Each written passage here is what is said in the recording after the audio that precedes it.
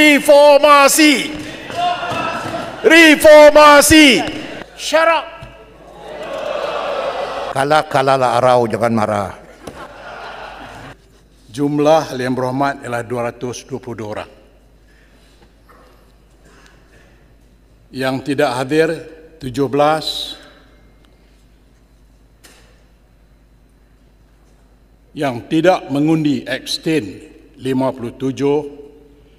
Yang bersetuju 148.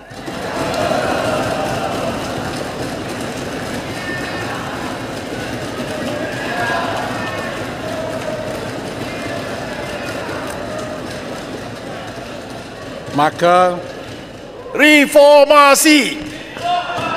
Reformasi. Yang Berhormat, saya belum habis lagi. Oleh demikian, lebih 2/3 undi majoriti yang bersetuju. Rang undang-undang ini dibacakan kali yang kedua sekarang.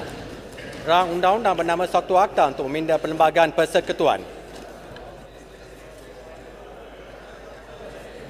Yang Berhormat, penjelasan saya mak sebut lebih 2/3. Undi 148. Jadi 148 kata mencukupi 2/3, bukan lebih. Tak lebih. Kalau lebih 149. Syarak. Kalau nak berkawan, buat macam kawan. Kalau nak berperang, kita perang. Tak ada masalah. Tiap-tiap orang akan aku sebut nama nanti. Baik. Macam ni cara nak ni. Sudahlah. Parlimen. Silakan, Syed. Kalah arau, jangan marah.